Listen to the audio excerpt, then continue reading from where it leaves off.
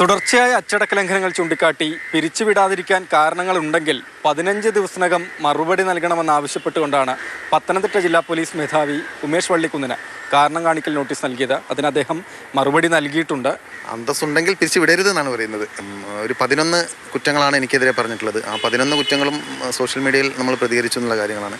അതിൽ പോലീസിൻ്റെ വീഴ്ച, പോലീസിൻ്റെ അന്തസ്സില്ലായ്മ, പോലീസിൻ്റെ ചില ഉദ്യോഗസ്ഥരുടെ ഭാഗത്തുണ്ടായ നെറുകേടുകൾ, ഇതിനെയാണ് നമ്മൾ ചൂണ്ടിക്കാണിച്ചിട്ടുള്ളത്.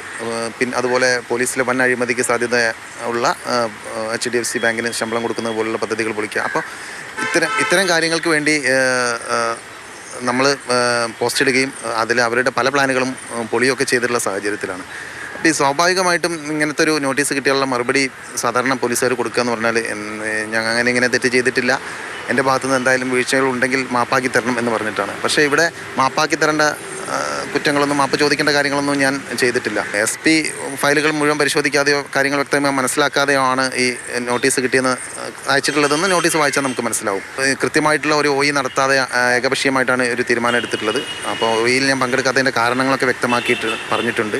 അപ്പോൾ അതൊക്കെ നോക്കി കൃത്യമായി OE നടത്തി ഞാൻ കുറ്റക്കാരനാണെന്ന് കണ്ടെത്തിയാൽ പിരിച്ചു വിട്ടോളാൻ തന്നെയാണ് ഞാൻ പറയുന്നത്.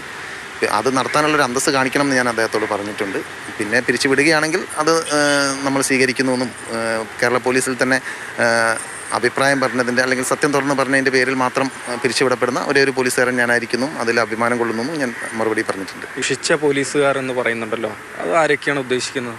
പോലീസുകാരൻ എന്നുള്ള നിലയ്ക്ക് നമ്മൾ നീതിപാലകരാണ്. അപ്പോൾ നീതി നടപ്പാക്കേണ്ട ആൾക്കാരാണ്. അപ്പോൾ അത് പലപ്പോഴും പോലീസ് സ്റ്റേഷനിൽ സാധിക്കാറില്ല. അപ്പോൾ അതിന് വിഘാതമായി നിൽക്കുന്ന ആൾക്കാർ പറഞ്ഞ ദുഷിച്ച സംവിധാനം തന്നെയാണത്. ഇപ്പോൾ പിരിച്ചു വിട്ട് കഴിഞ്ഞാൽ അടുത്ത സ്റ്റെപ്പ് എന്താണ്? പിരിച്ചു വിട്ട് കഴിഞ്ഞാൽ നമുക്ക് ഇപ്പോൾ കിട്ടുന്ന ഉപജീവനപ്പടി കിട്ടില്ല. നമ്മൾ ഉപജീവനത്തിന് വേറെ മാർഗം തരണം. അപ്പോൾ തീർച്ചയായിട്ടും മറ്റൊരു ജോലിയിലേക്ക് നമ്മൾ പ്രവേശിക്കും. അതോടൊപ്പം തന്നെ കേസുമായിട്ട് മുന്നോട്ട് പോകും. ഉമേഷ് വള്ളിക്കുന്ന് SP-ക്ക് മറുപടി നൽകിയിരിക്കുകയാണ്. അപ്പോൾ ഈ പുറത്താക്കൽ ഉണ്ടായാൽ നിയമപരമായി അതിനെ നേരിടും എന്നുകൂടിയാണ് അദ്ദേഹം പറയുന്നത്. മനോജ് പൈനൂരിനൊപ്പം രാഹുൽ KV, മാതൃഭൂമി ന്യൂസ്, കോഴിക്കോട്.